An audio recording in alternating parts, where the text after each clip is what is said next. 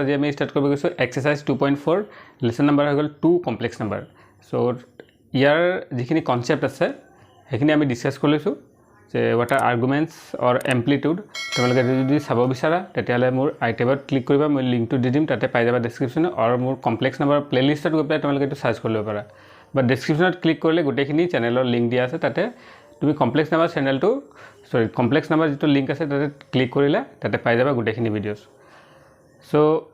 আমি স্টাৰ্ট কৰো exercise 2.3 so question number 1 কেটামান মই বুজাই দিছিলো এতিয়া আমি 2 ৰ পৰা আৰম্ভ কৰো তো let's go so question number 2 আমাক দিয়া আছে রাইট ইন পোলার ফর্ম ঠিক আছে সো পোলার ফর্মত লিখিব আছে সো জেনারেলি পোলার ফৰ্মৰ আমি যদি এটা কমপ্লেক্স নাম্বার পোলার ফর্মত লিখো then how we can write so it is r cos theta plus I sin theta ঠিক আছে এটো হৈ গল polar form of z any complex number ইয়াৰ পোলাৰ ফৰ্ম দুটো হৈ গল তো ইয়াতে আমাক কি কি প্ৰয়োজন হ'ব প্ৰথমটো হৈ গল r আৰু নেক্সট হৈ গল তোমাৰ থিটা এই দুটা মিটাৰ প্যাৰামিটাৰছ আমাৰ প্ৰয়োজন হয় r আৰু থিটা ঠিক আছে সো এই দুটা আমি প্ৰথমে ফাইন্ড কৰি লম কেনেকৈ ফাইন্ড কৰিছো ইয়াতে থিটাটো হৈ গল তোমাৰ এম্প্লিটিউড এন্ড r টো হৈ গল তোমাৰ মডুলাস ঠিক আছে So, प्रथमे ইয়াতে দিয়া আছে I 1 plus I. So, let Z equal 1 plus I. এটা আমাক এটা কমপ্লেক্স নাম্বার দিয়া আছে সো প্রথমে r টো যদি আমি ফাইন্ড কৰো তো r equal to so r এর ফর্মুলা কি আছে x square plus y square তো এটা হৈ গল x এর জায়গাত এটা বহি আছে 1 আৰু y জায়গাত তো ইয়াতে 1 বহিব so it is root 2 তো r এর ভ্যালু কি আহিলে root 2 now we need to find the value of theta theta value to আমি ফাইন্ড কৰো so theta value কেনেকৈ ফাইন্ড কৰা যায় প্ৰথম হৈ গল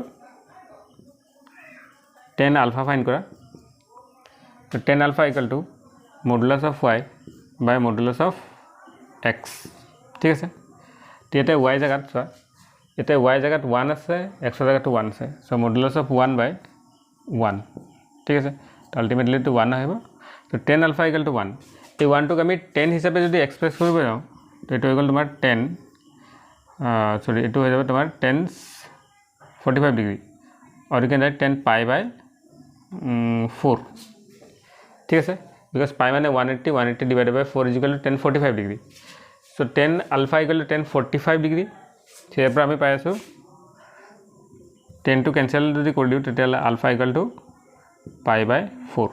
ঠিক আছে তো alpha equal to pi by 4 now we have to see in which quadrant it lies is to complex number se kontu quadrant lie kori ase but z equal to 1 plus I lies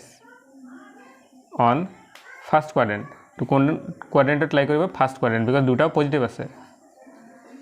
ঠিক আছে it lies on first quadrant therefore theta যেটো হ'ব এটো কি হ'ব theta equal to alpha এরপর theta কিমান হৈ গল pi by 4 সো আমি কি পাই গলো প্ৰথমে গল r এৰ ভ্যালুটো আমি পালো আৰ সেকেন্ড হৈ গল আমি থিটাৰ ভ্যালুটো পাই গলো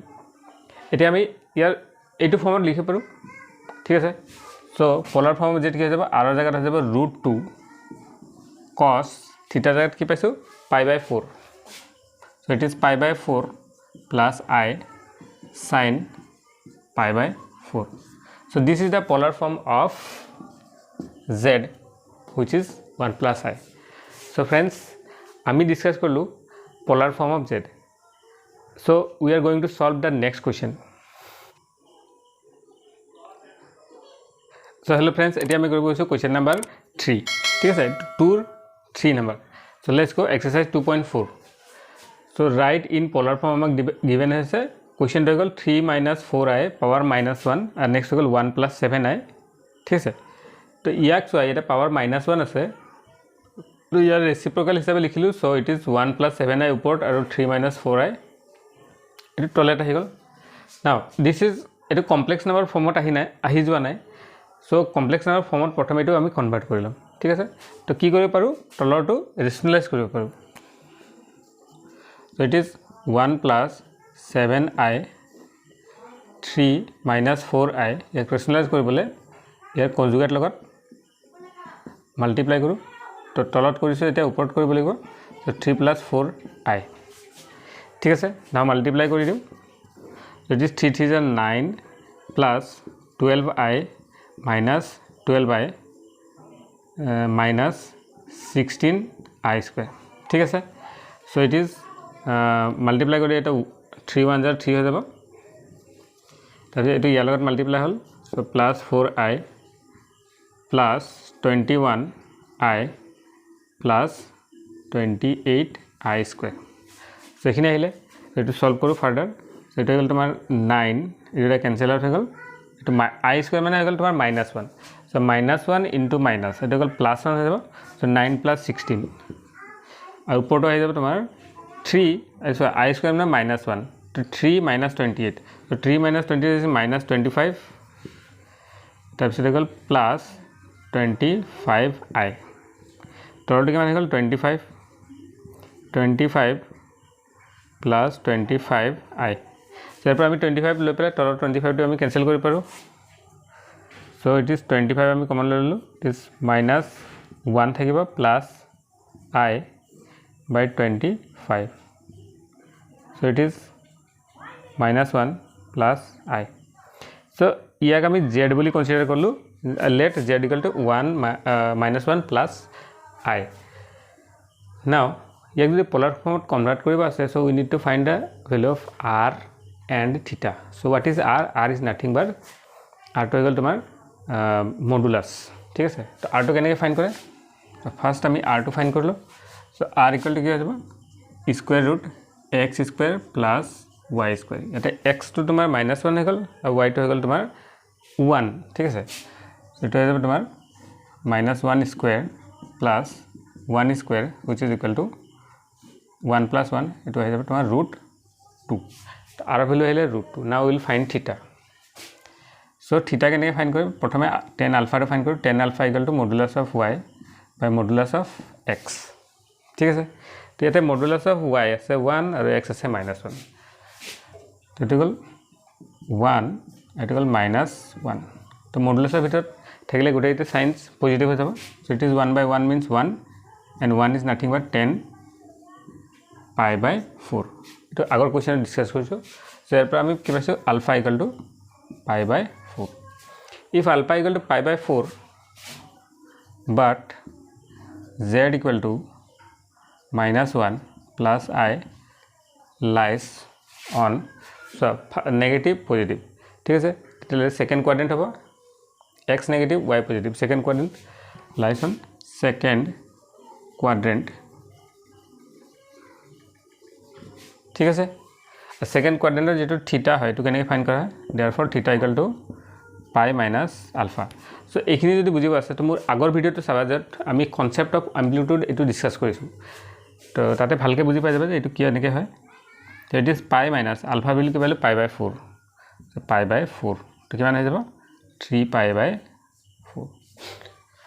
so we got theta value equal to 3 pi by 4. now polar form of z, so z equal to কি লিখিব পাৰো r cos theta plus I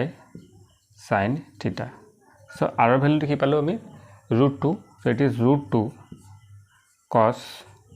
3 pi by 4 plus I sin 3 pi by 4, so it equal to our polar form of z. so we have done question number 2 3. now ইয়াৰ পিছৰ question খিনি কৰিব গৈছো। চলো friends, এতিয়া আমি কৰিব গৈছো question number d। ঠিক আছে, ইয়াতে আমাক only -2i দিয়া আছে, তো ইয়াক z ফৰ্ম আমি যদি কমপ্লেক্স নাম্বাৰ ফৰ্মত লিখো, so z equal to 0 - 2i, or we can write it is 0 plus -2i। ঠিক আছে, এনেকৈ লিখিব পাৰো। now ইয়াত চোৱা, প্ৰথমে কমপ্লেক্স নাম্বাৰটো ফাইন্ড কৰিবলৈ r ৰ ভ্যালুটো ফাইন্ড কৰিব লাগে, so it is 0 square plus -2 whole square, তো এইটো হৈ যাব তোমাৰ এইটো হ'ল 4, যেটো হৈ যাব তোমাৰ 2। ঠিক আছে, এইটো আহিলে আমাৰ 2। এতিয়া আমি ইয়াৰ থিটা ভ্যালুটো ফাইন্ড কৰোঁ, so আমি লিখিম since -2i lies on negative part negative part of y or imaginary axis ठीक है therefore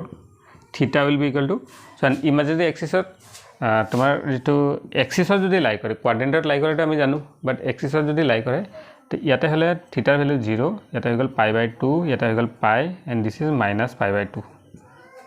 तो चुआ ये नेगेटिव पार्टत लाई कर बिकज इमेजिनरी पार्टर ये पजिटिव ये नेगेटिव तलटो नेगेटिव है जेनेक इते 0 i 2i 3i 4i तेनेके 0 -i -2i -3i एने तो -2i तो इते लाई करिब तल पिने इते हले तुमार थीटार भैल्यू -π/2 तो -π/2 तो तुम्हारे जो ये बेसि भालके बुझी पाइছে तो मोर आगर भिडिओ चाइ लबा कन्सेप्ट ऑन एम्प्लिट्यूड ताते एखिनि पूरा डिटेल्स डिस्कस करा होइছে सो थीटा इक्वल टू -π/2 ठीक है सो थीटा ही गल आमार आर भैल्यू हो गल therefore polar form of z कि होबा r cos theta plus i sin theta r value किमान आहिबो 2 cos -π/2 plus i sin -π/2 so this is the polar form of z एटो गल आमार क्वेश्चन नम्बर डी ठीक है तो यार पिछर क्वेश्चन तो कर चल फ्रेंड्स इतना आम 2 इ नम्बर क्वेश्चन तो चुआ के तो ये आम पोलार फॉर्म लिखिब दिसे तो फार्स्ट अफ ऑल आम लै लम let z equal to -3√2 plus i 3√2 इतना आम z बोली धरि ललो ना यार r भैल्यू तो फाइन करूँ so r equal to square root x square plus y square so it is -3√2 square plus 3√2 square तो ये आमार जा 3 स्क्वायर मैंने हो 9 √2 मैंने 2 9 2 जा 18 प्लस ये हो जा तुम 9 और ये हो गल 2 सो ये 18 तो दुटा 18 प्लस 18 हो गल √36 और हुई इक्वल टू 6 तो आर भैल्यू आम कि पालो 6 ठीक है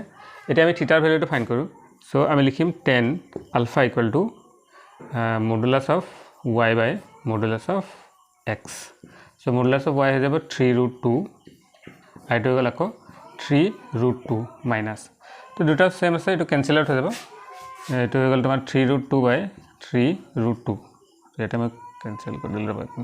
ये कैंसिल हो गल तुम थकिले 1 हुई इज इक्वल टू 10 π/4 तो थीटा हो गल आर भैल्यू हो गल इतना आम पोलार फॉर्म लिखिब पारो so polar form of z equal r cos theta plus i sin theta r value हो गल 6 इट इज cos थीटा जगह आम बहाई दिम π/4 प्लस आई sin π/4 सो ये गल आम क्वेश्चन नम्बर इ सो यार आम क्वेश्चन नम्बर 2 कमप्लीट करूँ सो नेक्स्ट आम जाम क्वेश्चन नम्बर 3